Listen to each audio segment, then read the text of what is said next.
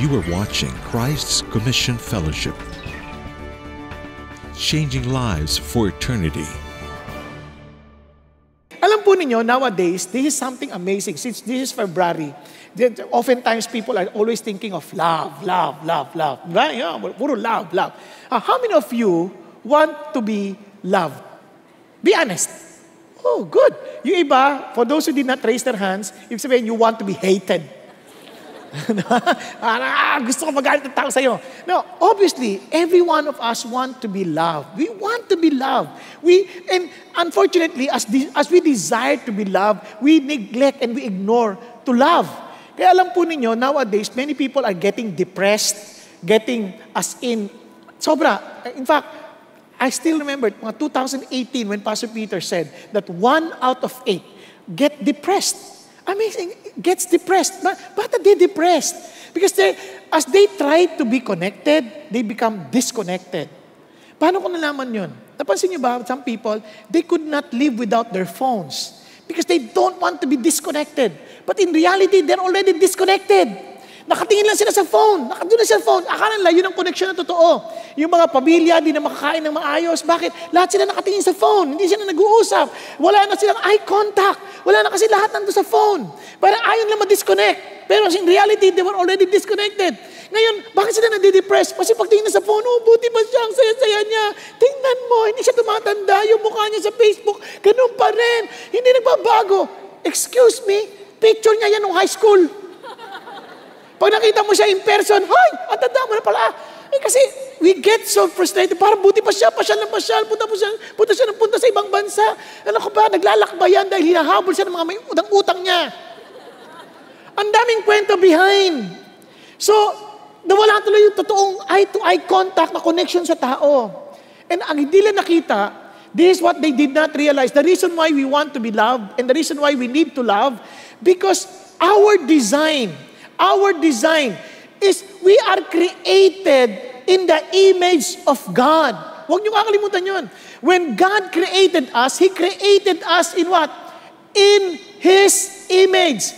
And the very nature of God is what? Love. Remember, He was defined as God is love.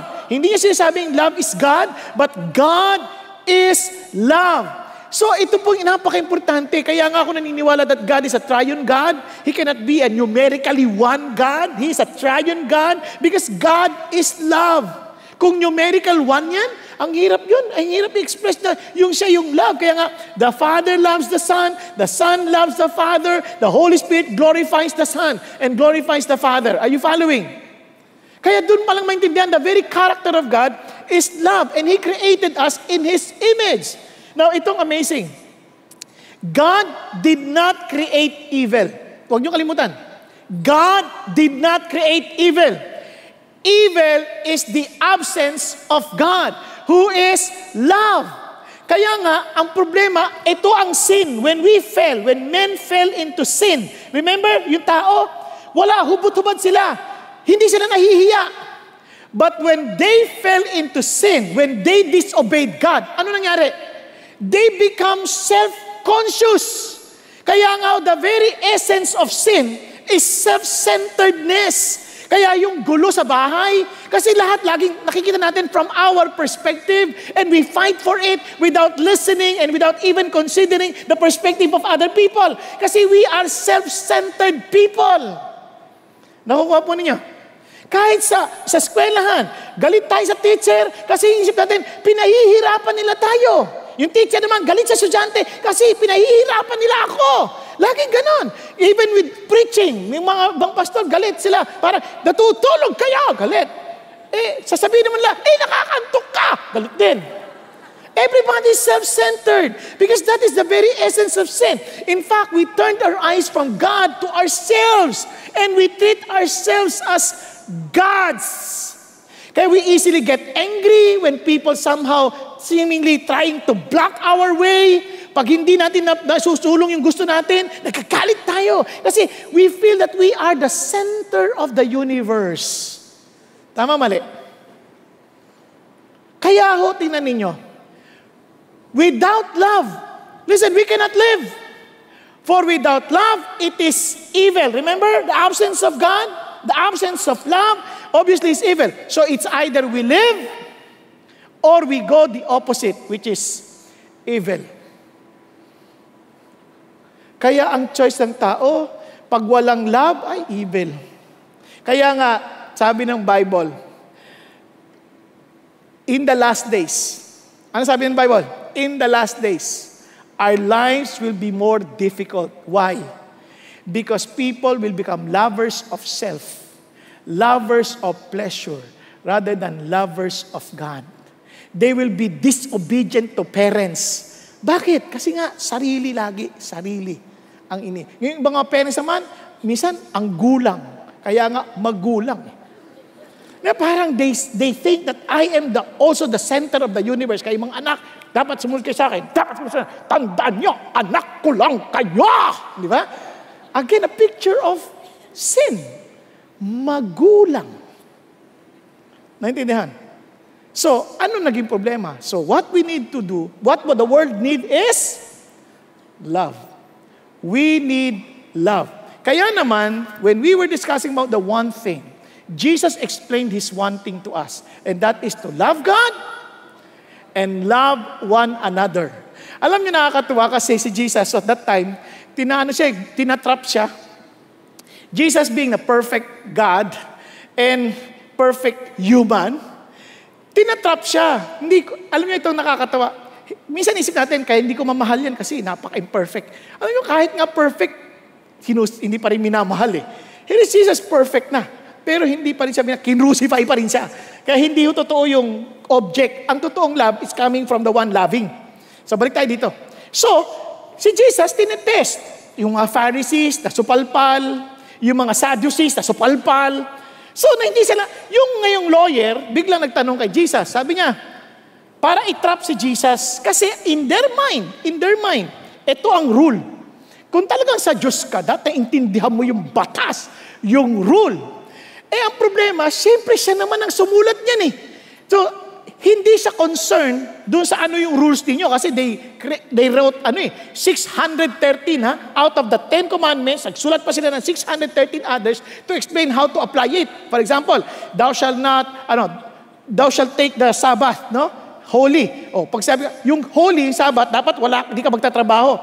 Para i-apply nila yan, naglagay sila ng rules. Bawal magsuot ng pustiso. Kung gagawin ganyan, bawal ka mag-eyelashes, bawal ka maglagay ng ang tawag dito, kilay, bawal. Kaya magugulat kayo sa mga mukha ng ibang tao dito. Walang kilay. Para silang puppets. Bakit? Bawal. Bawal mag-lipstick, kaya walang labi. So, can you imagine kung ganyan natin? So, sobrang grabe yung kalang rules. And yet, ang sagot ni Jesus is something beyond their expectation. Bakit ang sabi niya? Sabi niya, rule, and this is the rule.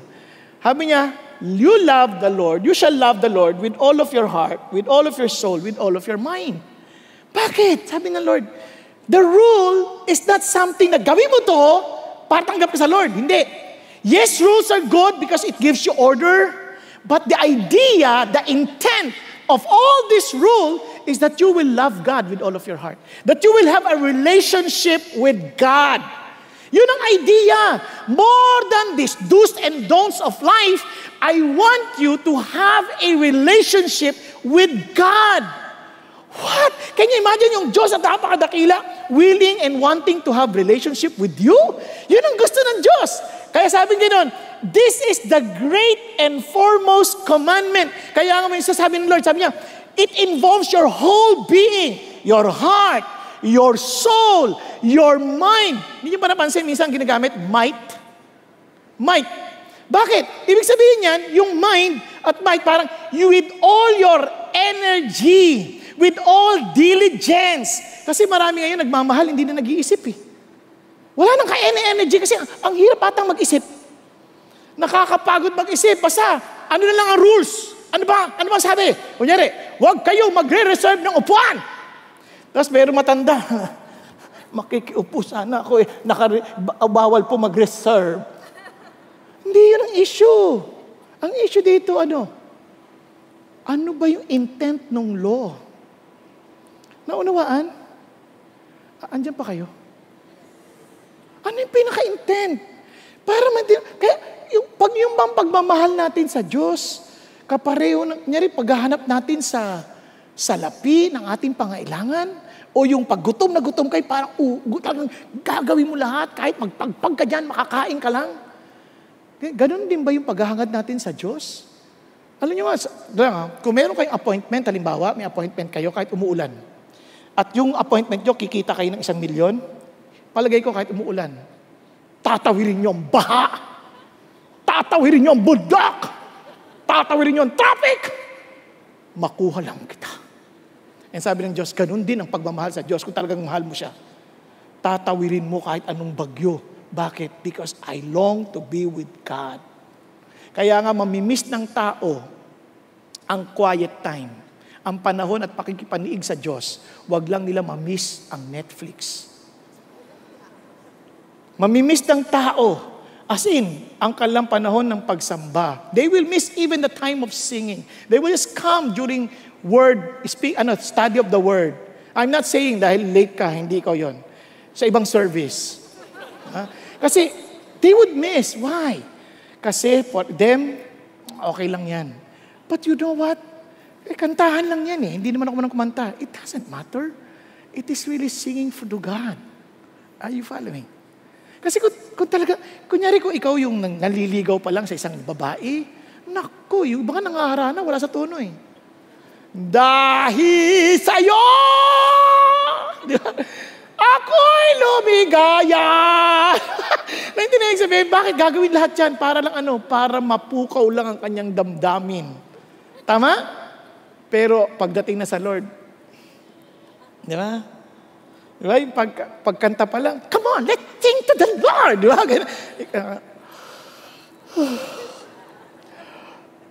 Jesus, faithful King.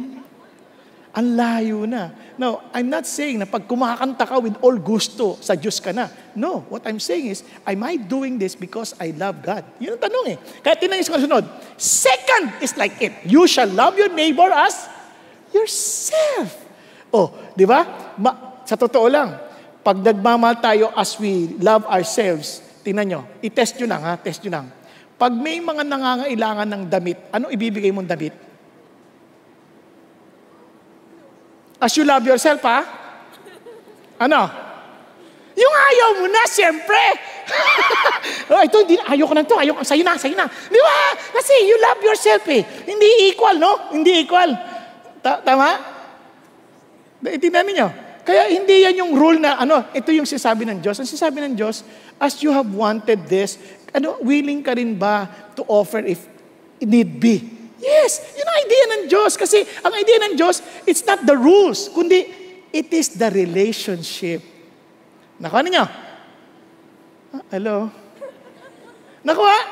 Yun ang idea ng Diyos. Kasi sabi ng Bible, I want you to love your neighbor as you love yourself. And alam nyo, this is what I realized.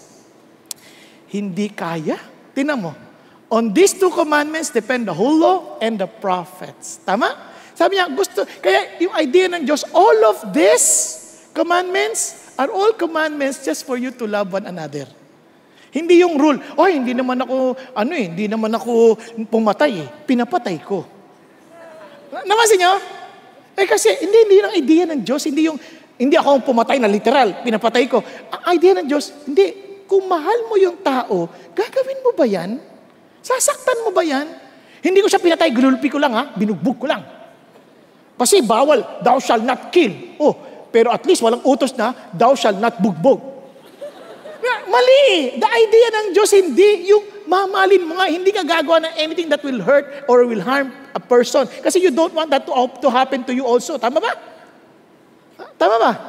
So yun ang idea ng Diyos. Kaya ang idea ng Diyos, ang dami natin mga rules. Kaya nga, ang tanong sa atin lahat ngayon, we may not know all the rules. Isa lang ang tanong sa atin eh. Ano sinasabi ng Diyos? What does love require of you? Kaya ang dami nagtatanong, Pastor, okay lang ba magpatato? Hindi yun ang tanong. Ang tanong, what does love require of you? Ba't ka magpapatato? Yun ang tanongin mo.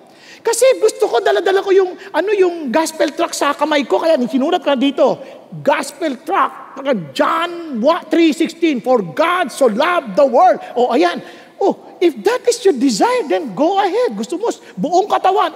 Ito ang Bible, from Genesis to Revelation. Tiniis ko lahat yan, dinugo ako dyan para lang ma-share ko yung gospel sa'yo. If that is the case, then because you are motivated by love, by all means, gawin mo. Pero kung magpapapato ka, dahil kasi yung mukha ko ayaw lang tingnan, dito na siya titingin sa tato. Ayan. Again, sarili mo pa rin iniisip mo. Diba? It's still selfish. Tama? Andiyan pa ba kayo? Yung magtatanong, Pastor, okay lang ba magdamit ng maikli? Yung ganyan, miniskirt. Aba, lalaki ka, ba't ka magsusot ng ganyan? Ano yung sarili mo? What does love require of you? Are you following? Ano sinasabi ng Diyos? Kasi gusto ko komportable ako eh. No, it's not about your comfort. Di ba? Kasi wala lang. Paano naman yung kapatid mo? Isipin mo kung may pagmamahal ka. Paano yung iba dyan, yung mga lalaki na merong may problema sa mga binti. Oh, meron mo nagwa-worship. Faithful King. Isipin mo yun. So, what does love require of you? Kaya hindi tinatanong yung, kung maikli ba, tama ba yan o hindi? What does love require of you? Okay lang ba yung nakikita yung puso? What does love require of you? Hindi ko, kasi malay ko naman kung talagang yun lang ang meron ka. Alam nga, mahusgahan kita. Yun lang ang damit ko, Pastor, binigay lang sa akin. Hand me down. Ang liliit nila, ang laki ko.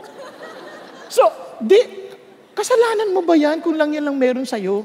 So, we are not here to judge anybody. The question is, what does love require of you? Kaya nga yung rules, hindi yan, yung point, rule 1, rule 2, rule 3, rule 4, rule 5. Walang ganon.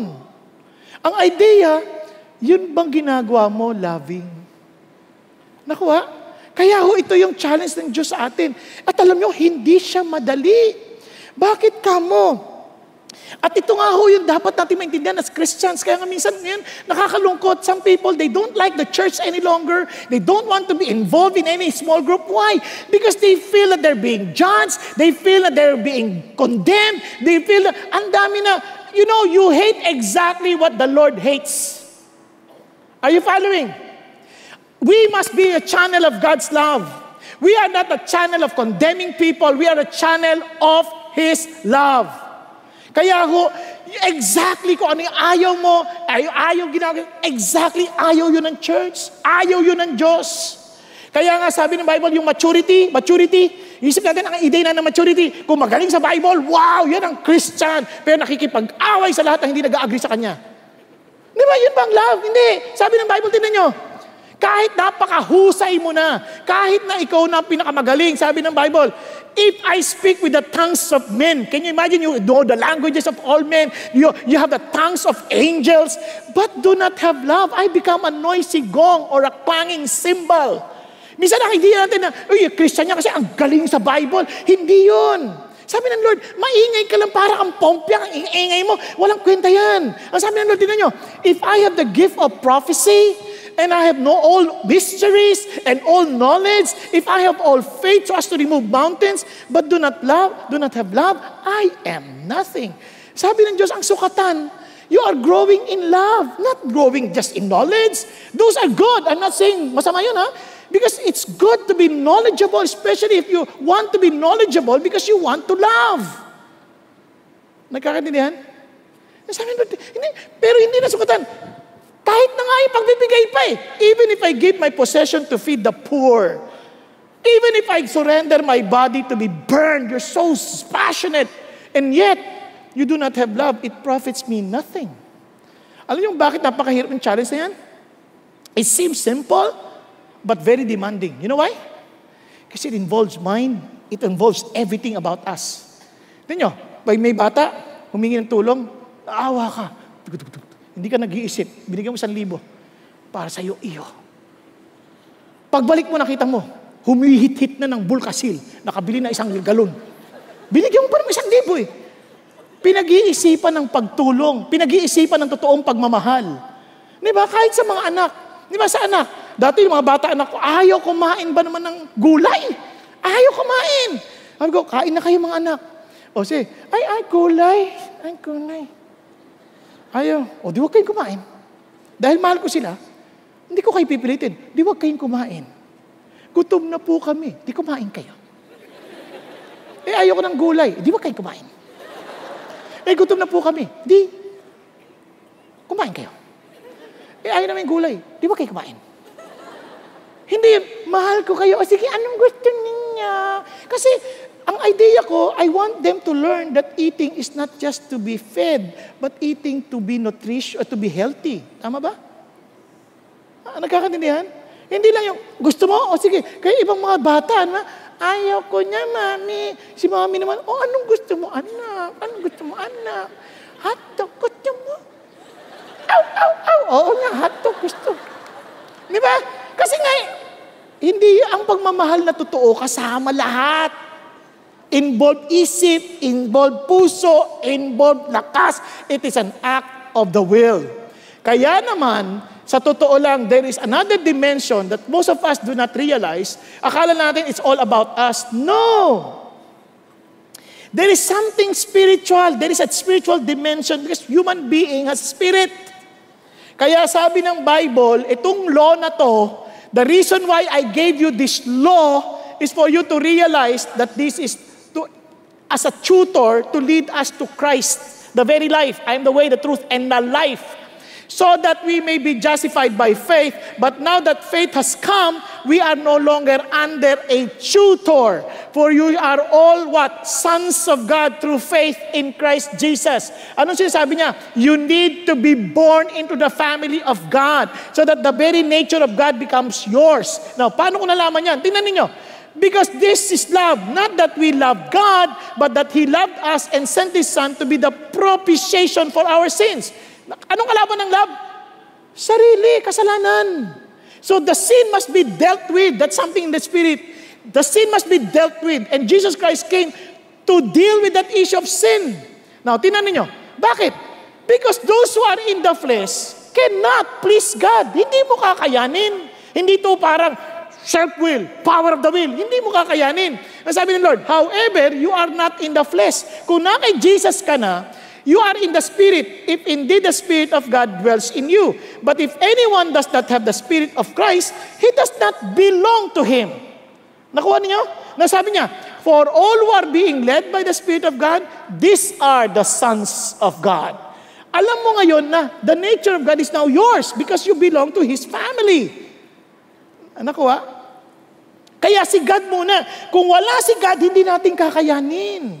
Kaya now that we belong to Jesus, look at this, ni-level up ni Jesus yung command.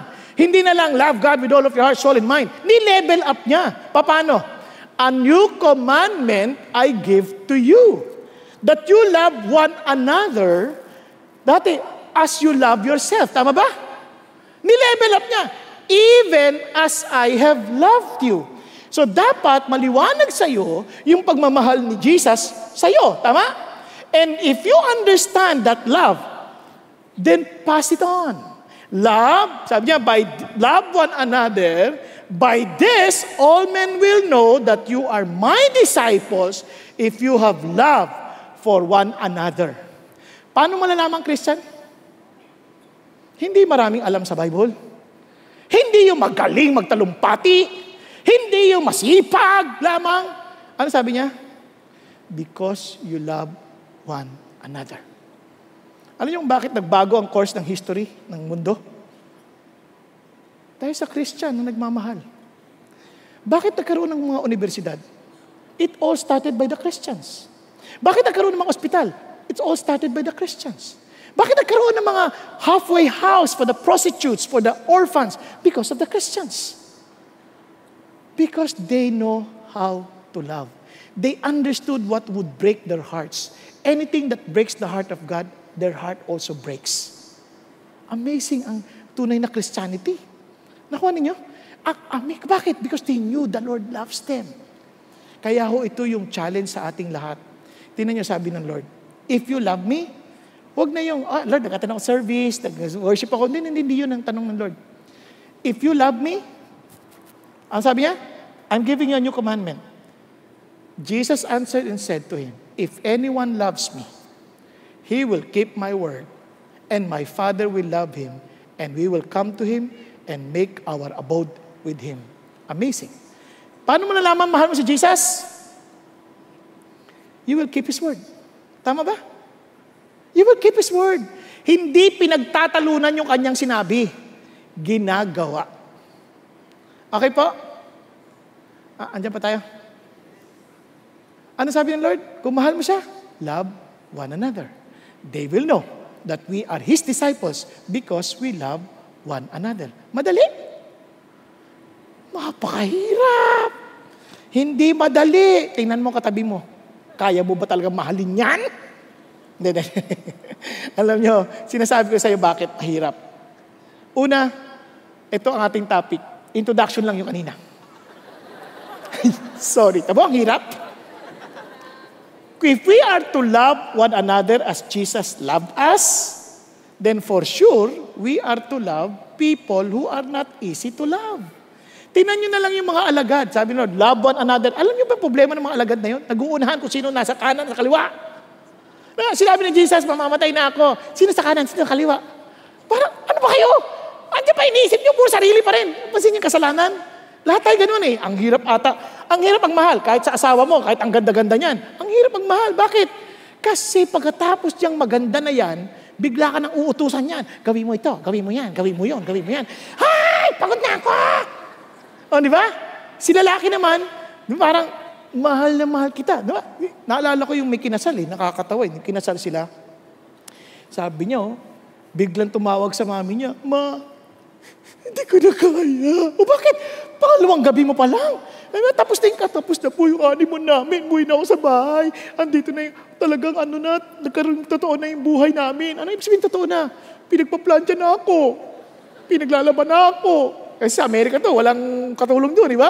Pinagluluto na ako. Ang hirap pala na may asawa. Kasi sa una, parang ang sarap eh. Parang, itong lalaki na to, pagliding ko ng buto. Kahit pagod na ako. Pero nung napangasawa mo na, naku, nakakapagod pala talaga. Naintindihan ibig sabihin. Di ba? So biglang, kaya yung mga nangangarap na, Valentine, sana makita ko na si Valentino. Yes. Makikita mo si Serpentino. Di ba? Talagang magugulat ka sa mga kamandag na dadala-dala niyan. Na magdadala ng paralisa sa iyo. Mapaparalisa ka sa pagod. Ito nakita ko na sa mga nanay, kaya bilib din ako sa mga nanay. Katulad sinabi pa sa Pedro ng Maga, bakit ka mo? Yung nakita ko yung asawa ko, mula nang nanganak yan, hindi na nakatulog ng eksakto yan. Lagi na siyang puyat. Kaya yung mga nanay, hindi yung pansin, dito natutulog. Joke lang. Hindi. Sabihin, habang naghihintay ba? Habang naghihintay. So, sobrang pagod, di ba? Sobrang pagod. No? Kaya, we are to love difficult people. And you know, this is something beautiful about Christianity. Now, alam niyo sa totoo lang, hindi alam ng tao, ano ba ang ibig sabihin ng pag-ibig? So, tuwan-tuwa ako kay Pastor Peter kasi ito sabi niya kanina, in his own personal confession, that his prayer for all of us is not just for us to grow in knowledge, though it's good.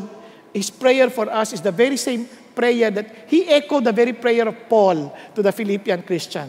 Ang sabi niya, and this I pray, that your love may abound still more and more in real knowledge and all discernment. Pag-isipan niyo mabuti. If we are to love difficult people, sa palagay niyo, kailangan niyo ba mag-grow in love? Do you need to grow in love? Now, sino dito feeling niyo you need to grow in love? Sige, tingnan ko lang. Good. Ako, I need to grow in love. I really need to grow in love. Yung iba sa inyo hindi nagtataas ang kamay, siguro talagang galit na galit tayo sa mundo. We all need to grow in love. If we are truly disciples of Jesus, we want to grow more. And ang kulit po, abound, still more and more. Bakit? Now, una, do we really understand what love is? Sa mundo, depende sa edad. Bata pa kami, tinatanong yung, what is love? Di ba? Nalala yung Islam book. Ngayon, hindi na uso yan kasi may Facebook na eh. What is love? Diba? Love is crush. Diba? Yung bang, admiration, ang ganda niya, ang cute-cute niya. Nung bata yun, di ba? Nung bata, cute. Yung lumaki na, kakatakot. Now, yung iba naman, they fell into infatuation, yung akala lang pag-ibig, kasi there's some form of passion. Sabi nga nung bata, alam ko na ang pag-ibig. Kasi nung nakita ko yung na-crush ko, yung talagang pinuntahan ko na siya, parang nanliligaw na ako. Kinagat ako ng aso, hindi ko naramdaman. Kaya I feel so in love. Nakalakuhan yan. Ngayon, kamusta na? Ngayon, alam ko na, masakit. Ay ko, naku, yan yung mga ganyan. Ano yung infatuation lang yan, yung paano nasasaktan. Yung iba naman, romantic na, siyempre, Valentine's, binigyan ka ng flower, love! Naku, fake plastic yan. Di ba? Ang dami niyang binigyan ng ganyan. So, iba tayo romantic. Hindi naman masama yung mga yan. Normal lang yan. Maganda yan. Siyempre, iba naman, tinawag lang, committed. Ibig sabihin, committed na yung love. Committed. Nung kasal, para ang saya, no? Pero pagka matagal na, kaya nga may mga sinusulong ng divorce no sa atin di ba? Kasi nga committed yung love. Now, sa Biblia, sa Greek, merong 4 na klase ng love. Yung isa ay tinatawag lang storge, ibig sabihin niyan yung parents' love to the children, ganyan. Yung tinatawag lang phileo, ito yung love between friends, yan. Meron tinatawag na eros love. Ito yung love with passion between husband and wife, or perhaps yung iba naman, they thought that this is love, doing this to several women. Yun yung tinatawag lang erotic, di ba? Kaya nga, erotic. Hindi, joke lang. Puro error. Hindi, joke lang. Ano lang yung gawa-gawa ka lang. Pero erotic, yung eros love, yun yung something like that with passion. But somehow, in the Old Testament times, they rarely used the word agape. It was commonly used and introduced only by Jesus. The unconditional love. Yan yung sa Greek. Now, ito ang ganda. What is really love? To you, tinanong mo ba ano bang love? Pastor Peter gave a very beautiful definition. At itong sabi niya, true love is from God. Remember kanina, from God. Unconditional commitment towards imperfect people to seek their highest good and oftentimes requires sacrifice for His glory. Now, for the purpose of our discussion, para maintindihan, how will I love the difficult people? Understand true love. Tama? Now, para mas madali nating maalala, using the same definition, is just remember the word love. Come on, love. Love. Say it with me, love. Love. No, love. Ano yung love? Remember, Lord, own it, vigilant, and exaltation. Say it with me, Lord, own it, vigilant, and exaltation. Bakit importante yan? Let's start with Lord. You see, love starts with God. Love is from God. Are you following? Love is from where? From God. To love difficult people, all starts with the Lord. Si Lord, bakit ka mo? Kasi the Lord as in demonstrated that love. Tingnan nyo hindi ito parang inutos ng Lord for the sake, sige gawin mo to. Lord, ang hirap naman, imposible naman. Yes, because the reason why I'm telling you this, because I demonstrated it. In fact, you cannot do it without my own power. Kaya sabi ng Lord, tingnan nyo, but God demonstrates His own love toward us in that while we were yet sinners, Christ died for us. Alam niyo ba ibig sabihin ng sinners? Gusto niyo malaman? Tingnan nyo. For if while we were enemies, we were reconciled to God through the death of His Son. Much more having been reconciled, we shall be saved by His life. Ano siya sabi ng Diyos? When I died for you, you were my enemies. Ikaw ba mamamatay ka pa sa kaaway mo? Yun ang sinabi niya, ito yung extent. If you feel that people are difficult, I'm telling you now, you love not only these people who are difficult, you love even your enemies. Because yung normal, the natural, obviously we love those who love us. Tama ba? We greet those who greet us. Tama? But you know that you are operating in the supernatural because God, the supernatural is in you. You're beginning to love those people who are not loving you. Worse na yun. You're greeting people who are not greeting you. Kaya nga dito, pansin nyo, ang challenge sa atin, pansin nyo, pag di pinansin, hindi niya pinansin. Hindi ko na rin siya papansinin. Kala mo sino siya? Hindi. Sabi ng Lord, kung pinapansin mo lang yung pumapansin sa'yo, ganun din ang ginagawa ng mga magnanakaw. Pareho lang kayo. Ganun din ang ginagawa ng mga pumapatay ng tao. Pinapansin nila yung pumapansin sa kanila. At yung hindi pumapansin sa kanila, pinapatay nila.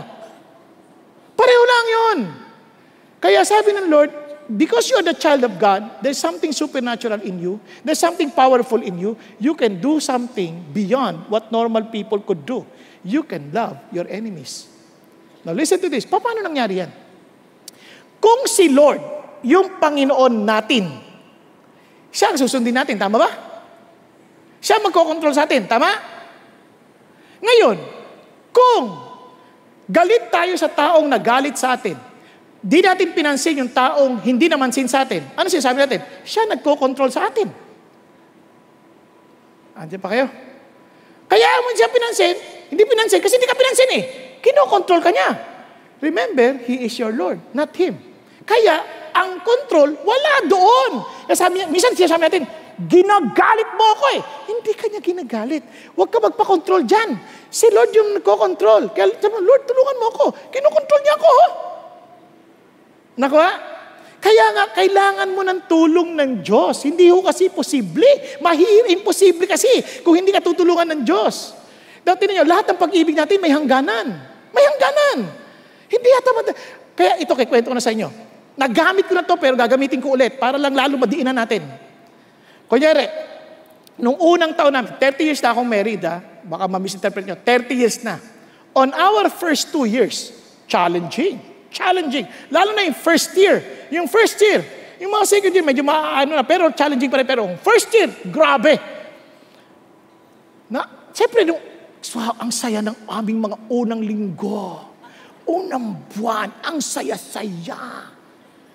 Pero dumating ang panahon, yung tahimik kong asawa, bigla na nagsalita ng iba't ibang wika. Kasi ang babae, pagkagalit, nag-iiba-ibang wika niyan, nagkakaroon niya ng spiritual gifts. Speaking in tongues. Siyempre, hindi mo naman maintindihan, wala kang gift of interpretation. Sa una, sige lang. Napupuno ka na rin. Kasi may hangganan ang iyong pagmamahal. Are you following? Noon, nung hindi pa ako Christian, pag nagagalit ako, kung ano hawak ko, binabato ko. Kung hindi man, nanununtok ako. Hindi ako basta nagsasalta, sasapak na lang ako. Ngayon, ito nagkataon talaga, sobrang inis na ako. Isipin mo, selos ng selos. Hindi maganda tawa nyo. Parang sinasabi niya, wala akong karapatang pagselosan Nakakainis ang dating No, selos ng selos. Kasi nga, sobrang abala ako sa ministry. Ang isip ko, diyan ka lang. Huwag mo ako istorbohin. Siyempre, asawa mo yan. Kailangan niya rin ng panahon. Tama ba? Nako, sa inis ko, hindi ko naman siya masapak. Lumabas ako. Galit ako. Sinapak ko yung pader. Pinaramdam ko, galit ako. Bugong yung pinto. Tapos sinapak ko yung pader. Pero sa tenga ko may bumubulang, wag! Pero hindi ko pinakinggan. Wag!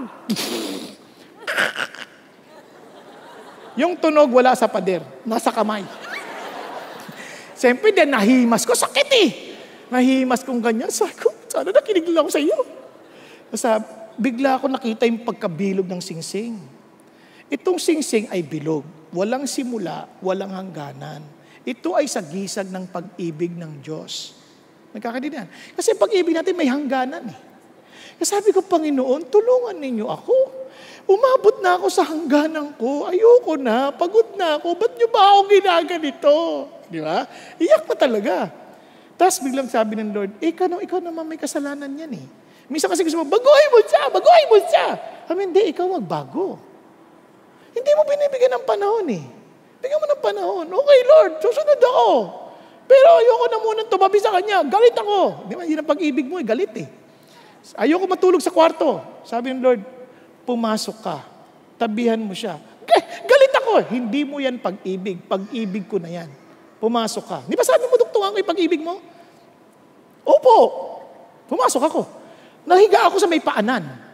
Kasi galit ako Hindi, tabihan mo. Lord, galit nga ako. Tabihan mo nga. Hindi mo pag-ibig yan. Pag-ibig ko yan. Okay. Tumabi, pa nakatalikod. Di ba? Sabi niya, sabihin mo, I love you. Hindi! Galit nga ako sabi ng Lord, hindi mo pag-ibig. Pag-ibig ko. Tsaka Lord, tulog na Nakaganyan siya. Ang totoo niya, hindi yan tulog. Ready lang. Just in case. Di ba? Naintindihan ninyo? So, sabi niya, sabihin mo, I love you. I love you. Biglang bumaling, sorry. I'm not perfect. Ayan, di nagkaanak kami. Bakit? Pag-ibig na ni Lord yun eh. Hindi na natin pag-ibig. Sa totoo lang, may mga taong ayaw nating makita. Yung iba nga ang teknik natin, ayaw na natin pansinin, hindi na natin kausapin, wala tayong pakialam. That's not love. Love is active. Love is expressive. Minsan ayaw na lang natin kausapin, hindi yung love. Ang love ng Diyos, He is willing to die for the sinners. It doesn't matter whatever you think about me as long as I will love you because Jesus loves you. To us, it is impossible, but to God, nothing is impossible. You cannot ever say, I cannot love this person. You cannot ever say, I cannot love this professor. I cannot love this boss. I cannot love this employee. I cannot love my sibling. I cannot love my sister, my brother. I cannot love. You cannot say that if you belong to Jesus. You know why? Because God who is in you is supernatural. He goes beyond what we can do naturally. Kaya alam yung Christian tayo because we are doing something beyond normal. Nagkakaniyan? Kaya nga ang ganda-ganda rin na sabi ni Pastor Peter. Sabi ni Pastor Peter, some are loved because they're valuable. But some are valuable because they are loved. You see, friends, the Lord Jesus loved us. Not because we're valuable, but we became valuable because Jesus loved us. The people beside you is valuable because the person beside you is valuable because Jesus loved that person. You give that value to that person because the Lord loves that person. He died for that person. Kaya nga, kapag sinabi mo, hindi ko maintindihan, hindi ko ito matanggap, bakit? How could this person do such a thing? As if you're saying, you are not capable of doing wrong. Then let me tell you, you're wrong. Because every one of us is capable of doing the worst.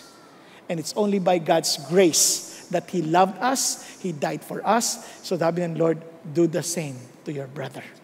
Do the same to your sister. Do the same to those people who are difficult to love. Kaya sabi ng Bible, tinan nyo, di mo kaya? No. The love of God has been poured out within our hearts through the Holy Spirit who has been given to us. Nasa atin na yan. And the fruit of the Spirit is love, joy, peace, patience, kindness. Nandyan na yan Kaya, ilabas mo na lang. Ilabas mo na lang. Minsan, ayoko, tawirin mo yan. Dahil hindi na ikaw yan. Si Lord na. Hanggat hindi mo tinatawid yan, ikaw pa rin, you're still living in the flesh. Don't live in the flesh. Live in the Spirit. Number 2, you have to own it. You have to own it. You have to be responsible. You have, itong reality to, you must be yours. Ariin mo to. Kaya balikan natin. If you own it, look at this. You have to give unconditional commitment. This is no longer just passive, waiting, okay Lord, just do it. No, you have to own it. You have to be responsible in doing it. Kaya sabi niya, towards imperfect people. Gawin mo. Gawin mo to. Kaya sabi ng Bible, tinan nyo, we love because He first loved us. You have to own it first. If someone says, I love God, and hates his brother, he is a liar. For the one who does not love his brother whom he has sinned cannot love God whom he has not sinned. Kaya yung mga taong hindi nila pinapansin, pag nakikita parang kumukulo na yung dugo, then you say you love God, you sing to God, you're a liar, sabi ng Lord. Hindi ako sabi niya, you are a liar. He cannot love God whom he has not sinned. Look at this. And this is the commandment which we have from Him, that the one who loves God should love his brother also. You have to own it. Do it. As in, this is my commitment, unconditionally, towards you, an imperfect person. Nakakanidihan? Now, ito pang amazing. Sabi ng Lord, kaya nga, how are you to do that? In reality, paano? Alam nyo, una sabi ng Bible, offer your body as living sacrifice. Your body. Once you offer it to God, that body is no longer yours. Yung namamansin na yan, hindi na iyo yan. Namansin yan because of Jesus. Are you following? Hello? Kung hindi ka pinansin, it's okay. I offer this body to the Lord anyway. Kaya kung hindi niya ako pinansin, it's okay. Kasi kay Lord naman na to. Nagkakanindihan tayo? Nagkakanindihan? Kaya importante yun. Okay, kung di mo ako pansinin, it's okay. Pinistab mo si Jesus, hindi ako. Kaya ako mag-preach ako ganyan, tulugan mo ako, it's okay. Kaya gigisingin kita because my responsibility is to help you. Pero kung tutulugan pa rin ako, wala akong pakialam. Hindi siya wala akong pakialam. Hahayaan kita, baka pagod ka, baka may sakit ka. Hindi ko alam. Basta, ang alam ko, I'm doing my best because I care and love you. Yan lang naintindihan ko. Pero ito ang amazing. Sabi ng Lord, gusto mo ma-involve, you need to be involved. Tingnan niyo sabi ng Bible. For through the grace given to me, I say to everyone among you, not to think more highly of himself than he ought to think, but to think so as to have sound judgment as God has allotted to each a measure of faith. Ano ibig sabihin ng Diyos? From now on, don't ever think, I don't need you. Parang sinasabi sa katawan, hoy feet, because I'm a mouth, I don't need you. Hindi pwede. We need each other because we belong into one body. Ang totoong love, hindi mo pa sabihin, I don't care about this church, I don't want to get involved. Mali ka. The reason why we're encouraging you to be part of a smaller group, because we are a very huge church, you cannot really exercise that love in a big gathering like this. But you can exercise it by contributing to the body of Christ. Kaya nga, meron tayong smaller groups. Nakuha ninyo? Nagkakadinan tayo. Tingnan niyo bakit ko sinabi yan. Tingnan niyo ha. Just as we have many members in one body, all the members do not have the same function. So we who are many are one body in Christ, and individually members one of another. Kung naintindihan natin yan, tingnan mo yung katabi mo. Magkasama na tayo. We are members one of another. So, ang hanap mo is not what this person can contribute to you. Ang hanap mo is, as part of the body, what can I contribute to you? In your growth in loving Jesus, in serving Jesus, and in serving the community. We are the body of Christ. Kaya nga, hindi totoong pagmamahal if we detach ourselves from the body. Walang totoong ganung pagmamahal. If we feel that we are not accountable to any human being, then that's not real love. May mga tao sabi, I'm only accountable to God. Yung mga ganung tao, delikado yun. Hindi ka pwede accountable to God lang kasi may body. Kaya nga siya hindi naman ako naglagay ng pastor, sabi naman, He gave some as apostles, some as prophets, some as teachers, some as evangelists, some as pastors and teachers to equip the saints. Tama ba? And you cannot say, I am not accountable to these people. I am alone, accountable to God. Yung mga ganun, delikado yun. Kasi wala silang accountable. Hindi pwede. May accountability ang bawat tao. Kaya nga, if you are honest, if you are sincere in your love, if we are sincere, then we need to be humble with one another. Tama ba? Kaya nga, we are to serve one another. Kaya nga, we keep on telling you, you join a small group where you can exercise. Ayoko na, nakakainis sa small group, nakakasakit sila eh. Nakakasakit. Tama naman. Kaya nga, maintindihan mo. Kaya may mga difficult people. Kaya nga sa small group, iba, ayoko na sumali dyan. Hindi, doon mo nga matitest na totoong pagmamahal eh. Tingnan nyo ang mga klase ng tao. May mga tao, mga pretty-pitty. Yung akala nila maganda sila at cute sila dahil siya lagi may problema. Kawawa naman ako. Ang dahil ko problema. Minsan, ang hirap kasama yan. Di ba? Lagi nang nakikita puro problema. Alam mo, ito gawin natin. Ay, mahirap yan. Grabe, kawawa naman tayo. Inaapi tayo nito mga tao na ito. Yung mga ganun. Iba naman, mga nitty-gritty. Ano yung nitty-gritty? Hinahanap lahat ng pagkakamali. Mali yan. Puro mali ang nakikita. Napaka-critical. Nakakita na kayo ganyan tao? Ang hirap at ang kasama yan. Parang magulang mo yan, ano? Ano pa? Yung iba, naughty, talagang salbahe, talagang nananakit, sinasadya, talagang sobrang, parang talagang pasaway, parang sinasadyang saktan ka, sinasadyang pasahan ka, mga naughty na tao. Yung iba naman, tutti-frutti, mga bolero. Ang hiling mambola, ang galing mo, pero pag talikod mo, sinasapak ka naman. Di ba? Yung iba, alam mo na, haughty. Sobrang yabang. Akala mo sila lang ang tama. Kapag ang kasama mo laging tama, sigurado yan may tama. Di ba? Now, if you are to own it, you also have to admit na minsan tayo rin yung difficult people. We always see people there, difficult yan. Pwede ba tumingin ka sa salamin? Difficult to. Tayo minsan yung difficult eh. Kasi nga, we always see things from our end, not from we don't listen to what they are saying, we're just listening to ourselves. Tayo yung difficult. Kaya ito ang suggestion ko, don't be a difficult person. Di ba? Be a blessing to somebody else. Real love, you are a blessing to somebody else. Hindi tayo pabigat. Tayo ay pagpapala sa kanila. Kaya sabi ng Bible, treat others the same way you want them to treat you. Positive. Hindi, do not treat. No, treat the others. Gawin mo yung gusto mong gawin sa'yo. Di ba, naalala ko nga, nung minsan nasa Jollibee ako eh. Yung kahera, bukas yung blouse. Sabi ko sa Ali sa harapan ko, Miss, pakisabi mo naman, bukas yung blouse niya, kawawa naman yung bata. Sabi niya, ay, kayo na po, nakakaya eh. Kayo yung babae, kayo na magsabi. Hindi ko makakilala ni Ali, siyempre, kayo na po, nakiusap pa ako. Sabi niya, ay, kakaya. Hindi niya sinabi.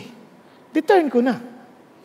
Sabi ko, Miss, huwag ka magagalit ha, bukas yung blouse mo eh. Ay, sorry! Ako, huwag ka mag-alala, hindi ko tinitigan. Kapbi. Nag-joke lang ako, pwede naman ako marunong talaga nun. So, yung ibang tao, ganun, hinahayaan lang nila, mayroong dumi rito, hinahayaan lang, tapos pagtatawanan pa, may nakasabit dito, pagtatawanan pa. Gusto mo ba ganun? Hindi, di ba? Kayo na mismo magsasabi, kapatid, meron ka dito, oh. Di ba? Minsan iisip natin na nakakahiyang sabihin. Hindi. Kung nagmamahal ka, iniisip mo, ano ang epekto sa kanya? Kawawa naman siya. Di ba? You treat others the same way you... Be a blessing to somebody. Kaya ganun sabi ng Lord, inulit niya yan, oh. In everything, ha? In everything. Not in something, but in everything. In other words, in all things. Therefore, treat people the same way you want them to treat you. For this is the law and the prophets. If you want to summarize loving others, then treat others the way you want to be treated. Di ba? Katulad ng ito, sa CR. Di ba, minsan sa CR, inuubos yung tissue. Ay, ang daming tissue libre. Yung susunod, kawawa naman, nagmamadali, nalagay LBM. Walang tissue. Paano na to? Tapos kailangan siya dumabi, paano na yan? Walang tissue, kawawa naman. Kaya, panyo na lang. Kawawa. Kaya ang isip mo rin, hindi lang, libre, kunin mo yung tissue, iuwi natin, sayang to, libre to. Wow! Isipin mo, may ibang gagamit. Kaya nga kahit na, yung ipa-flash mo lang, kasi isipin mo may gagamit na iba. Tama? Yun nga lang pag sa lababo eh, kailangan punasan mo kasi may gagamit na iba. We care for the rest. Ibig sabihin, we are focusing also on how we can be of service to others. Are you following? Di ba? Kaya kahit na pag nakikinig ka, hindi ka basta natutulog kasi baka tumama ulo mo sa tabi mo. Iniisip mo rin kung matutulog ka lang, kaganyan ka. Parang may malaglag. Parang you want to be a blessing to somebody else. And this is why, because my gift in the body is preaching, I give my best. I study hard. Because this is my contribution to you. Kaya I cannot force, kunyari ikaw, gusto ko mag-lead the worship, wala ka namang gift sa pagkanta. Sa pagkanta mo, yung iba nag-worship na nung ikaw na, biglang umalis na, nawala agad. Nagaling, ano ba yan? Hindi, relax ka lang. You find where you are gifted and use that to bring glory to God. Hindi lahat ng nakikita sa harapan ay blessed serving the Lord. Minsan, yung hindi mo nakikita sa katawan, yun ang mas importante. Minsan, nakatingin tayo sa mukha, nakatingin tayo dito, ang pinaka-importante, yun nasa loob pa nga, liver, baga. Minsan, ang gwapo, pero yung baga pala, cirrhosis na dahil lasinggero. Di ba? Kaya ang importante, maayos ba yan? Kaya yung tanong dito, hindi yung matangos ng ilong, kundi magaan ba siyang huminga? At nagpapagaan ba siya ng hininga sa iba? Di ba? Are you following? Be a blessing. Own it. And finally, be vigilant. Be vigilant. Why? Look at what it says. To seek their highest good. So you need to be watchful. You need to be alert. Why? Bakit po? Napaka-importante ito. Because sometimes it often requires sacrifice. Now, listen to this. You need to understand that Satan is trying his best to destroy his people. And he knew that the sign that we are really followers of Jesus because we love one another. Kaya gagawin niya, aatakihin niya yan to divide us. Kaya saan sabi ng Bible? Be of sober spirit. Be on the alert. Your adversary, the devil, prowls around like a roaring lion seeking someone to devour. Kaya nga sabi ni Paul, inulit niya, sabi niya, for our struggle, remember, be vigilant. It's not against flesh and blood, but against the rulers, against the powers, against the world forces of this darkness, against the spiritual forces of wickedness in the heavenly places. Hindi mo kaaway kapatid mo. Ngayon kung inaaway mo yan, nako, sumasabay, pumayag ka na, gamitin ka ng Diablo to do that. Huwag kang pumayag. Hindi mo kaaway yung katabi mo. Meron kang kaaway na spiritual realm. Then you find it out in prayer. You find it out in a spiritual realm. You engage in spiritual battle. Don't allow Satan to prevail against us. Tayuan natin. Why? Because we are more powerful. We are more than conquerors in Christ Jesus. Nagkakaintindihan tayo? Andiyan pa kayo? Kaya pag yung asawa mo, hindi submissive, huwag mo sabihin, Satanas. Ganun. Dali mo sa Diyos, Lord, ano pong gagawin ko para po maiayos ko to? Then be vigilant. Kaya alam niyo ba, ang demonyo napakagaling. Papaltan niya yung word na, yung love, gagawin niyang affection. Kaya punta kayo sa dictionary, ang meaning ng love, affection. Hindi. Kung vigilant ka, ang love, hindi affection. Kasi there is no such thing as, I fell in love. Walang ganon. It is a decision, it's a commitment. Kaya nga, hindi totoo yan. So be vigilant. Kasi gagamitin siya, he will tell you lies as if they were true. Hindi sila totoo. Ang totoo, ito ang love. It's a decision, it's an act of the will. Minsan ayaw mo, pero gagawin mo because it's the right thing to do. Kaya yung sabihin, ayoko hypocrite, di man ako hipokrito, no? Kung basta sasabihin, gagawin ko, ayoko siyang kamayan, ako, hipokrito, galit ako sa kanya. No, hindi yun ang hypocrisy. Hypocrisy is you know what is right, but you're not doing it. Yun ang hypocrisy. Kunyari, masama loob mo, ayaw mo siya pansinin. Anong katotohanan? Sabi ng Lord, batiin mo kahit di ka binabati. Batiin mo kahit na ayaw mo. Batiin mo kasi yun ang totoo. Pero pag di mo binati, ayoko magkukunwari, ayoko maging plastic, then you are not living in the truth. You are living in the falsehood of Satan. Kaya huwag tayong pumayag. Be vigilant. Be vigilant. Panoorin natin si Pastor Peter sandali. Ang ganda-ganda ng kanyang testimony. Kasi if he was not vigilant, he was not listening to God, perhaps that missed niya yung glory ng Diyos. Let's watch. Years ago, somebody did something unjust to me and to our family. I never felt more betrayed because this person was our good friend, family friend. Ninong of my brother's wedding. But he betrayed us. When he was sick, somebody called me, Peter, he wants you to visit him. He wants you to pray for him. In my mind, I'm not going to do that. Why? I don't feel like doing it. Why will I visit you? Why will I pray for you? You have betrayed our family. You have betrayed me.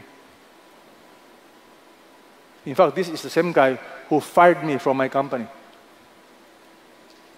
I said, I'm not going to go. I'm not going. Then the Lord spoke to me. The Lord said, Peter, I command you to pray for people.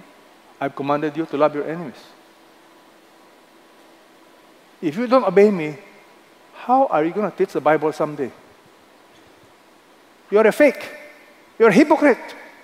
You know what's right and you don't do it. So, when they called again, I said, okay, I'm going. But let me tell you from my heart, I don't feel like going. I don't feel like praying. In my mind, why would I pray for him? What if he gets well?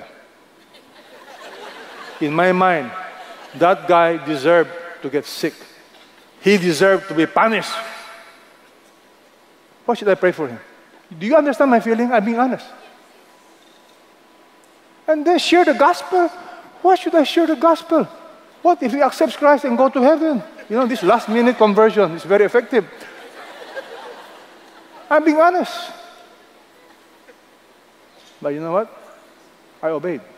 Motion before emotion. So when I went to his house, I knocked. The wife opened the door, welcomed me, brought me to the bedroom, and when he opened the bedroom, when I saw him, my goodness, I stretched out my hand, and my love for him came. I do not explain it. I felt sorry for him. I really had compassion. I realized that is supernatural. Only God can do that. Oh, Amen? Only God can do that.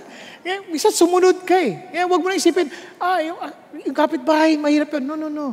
Just do it. And you will see how God will work.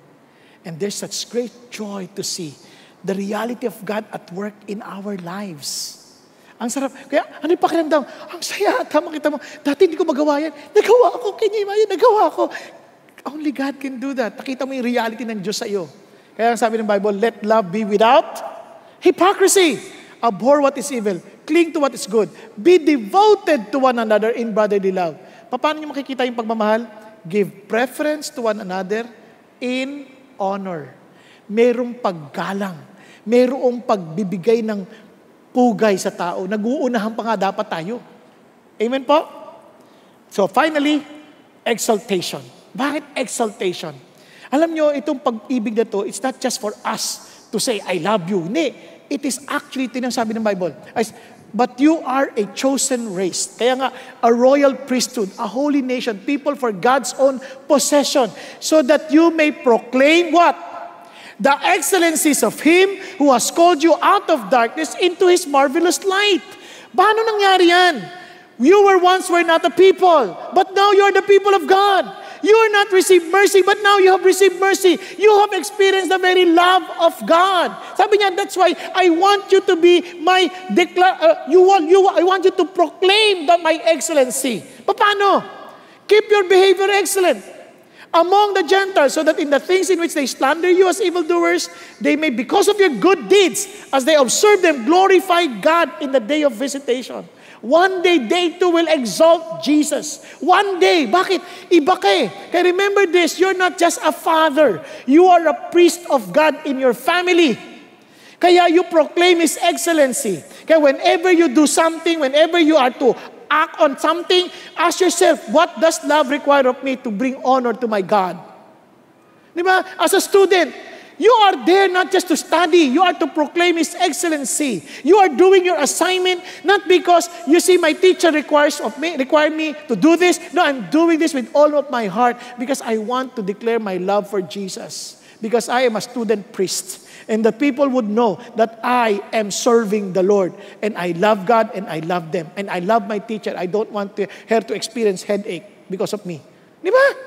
Pagdating sa opisina, you are not just an engineer. You're not just an accountant. You are an engineer priest. You are an accountant priest to proclaim the excellency of God. You give your whole heart because that is your contribution to the body. To tell the world, I belong to Jesus. I'm doing this because I love. Nagkakadinihan? Paano nyo makikita yan? Tingnan nyo po.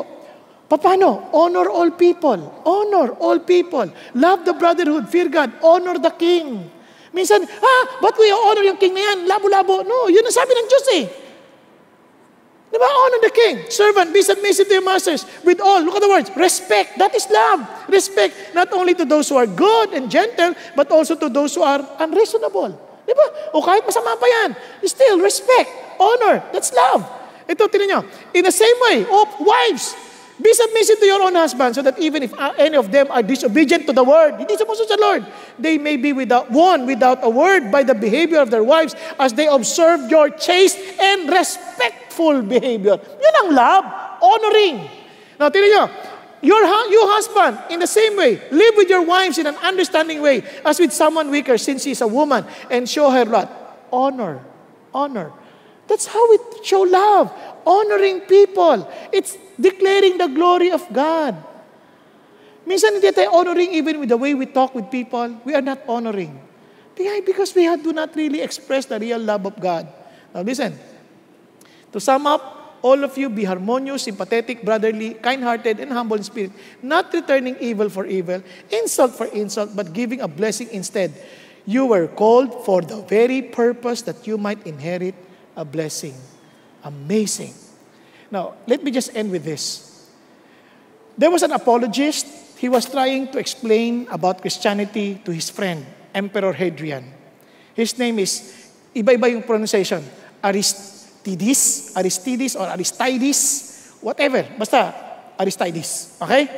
So, si Aristides, an evangelist, tingnan nyo he did not use the Bible to explain about Christianity para ma-prove niya Christianity is true. He did not even use the resurrection of Jesus Christ. Hindi siya nakipagtalo sa isip. Ito sinabi niya.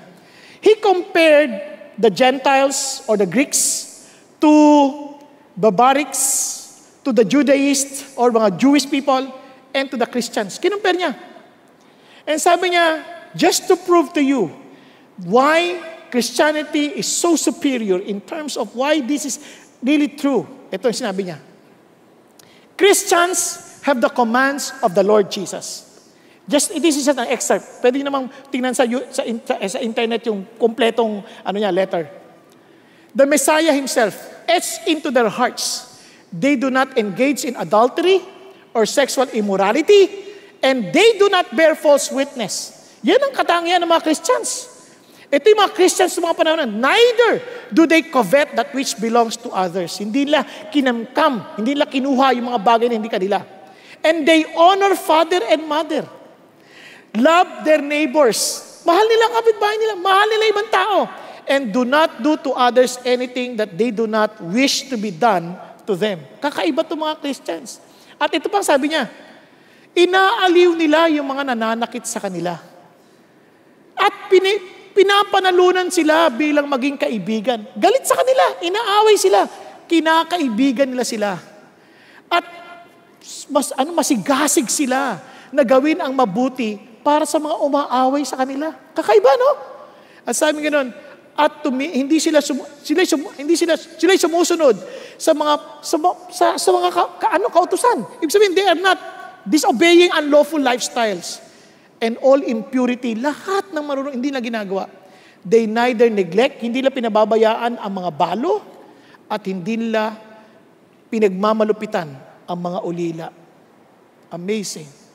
Ito ang Christians. Ang layo-layo na ng mga nagmatawag sa ating ngayong Christians. Minsan kung sino pa yung Christians, sila yung swapang, sila yung nang-iisa ng kapwa. Sino pa yung Christians, sila yung palaaway. Kasi sabi ng Bible, babalikan ko kayo.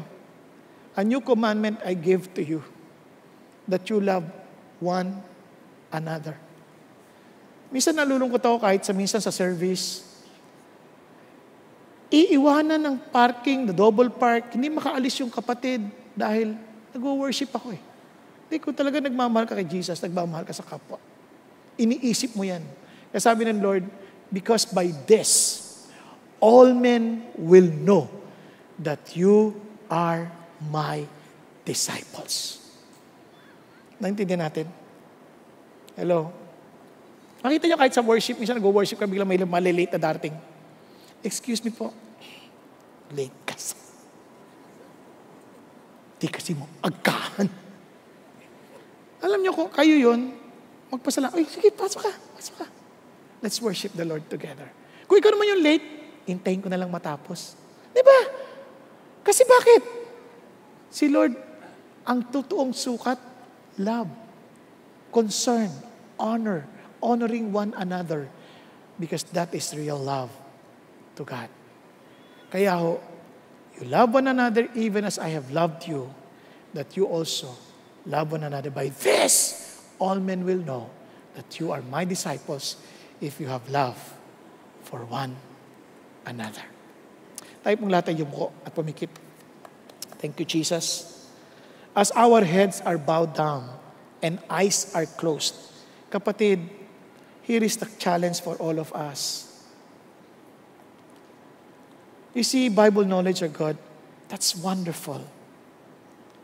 But truth lived out, the knowledge applied in love, that's what Jesus Christ is looking for. But we cannot give love overflowing because that love of Jesus is for sure, we cannot contain it. He's infinite God. And that love, we cannot contain it. We need to share it to somebody. We need to pass it on. We need to for everyone to have it. We need to express it. If that is real in you, obviously, you have to share it to someone. But obviously, you cannot do it on your own. That's why you have to experience His love first.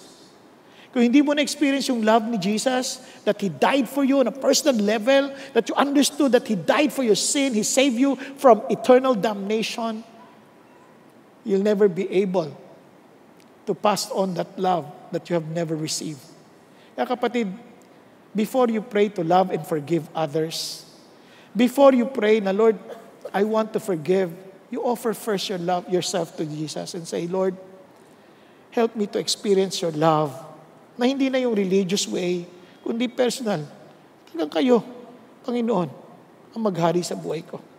Kayo, Panginoon, ang yumakap sa akin nang magawa kong yumakap sa ibang tao kahit hindi sila kaakap-akap.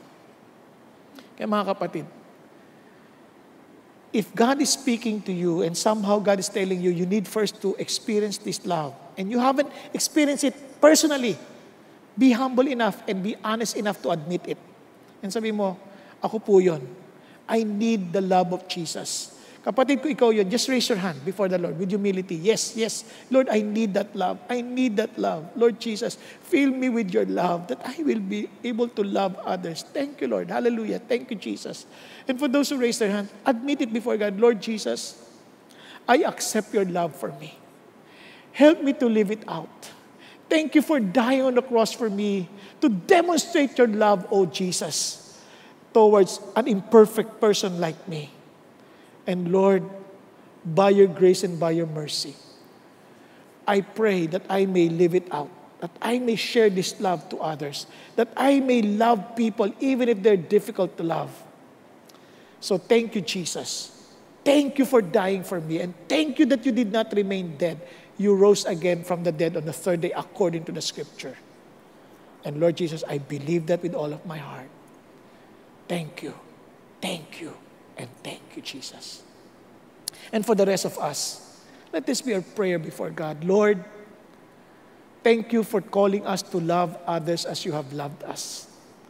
Help us to grow more and more in love and with you and with other people, with knowledge and discernment. Help us, O God. Lord, we understand that we cannot do this on our own. So keep us always filled with your love, filled with your Holy Spirit.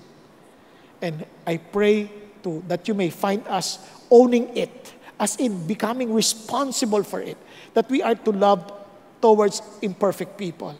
Na talagang we have to make an action. We have to take the initiative, Father God, to share this love to difficult people. And Panginoon, thank you that you want us also to become a blessing to others. So Lord, thank you for giving us this love and allow us to be a channel of your love, to be a blessing to someone else, to be a contribution to somebody else's life. And Father God, help me to be vigilant, that I would not fall into the trap of Satan. Lord God, trusting and believing his words of affection, about hypocrisy, but rather we are to live in truth, O God.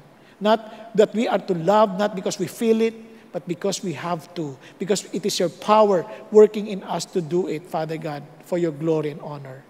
And everything, O God, is to exalt you, to glorify you. And I pray that our lives, that people would know that indeed we are your people, we are your disciples, because we love one another. And we pursue whatever breaks your heart, O God. Thank you, Lord Jesus. Lord, truly break our hearts that we may pursue what will help others and see your love through us. Thank you, Lord. In Jesus' name we pray. Amen, amen, and amen.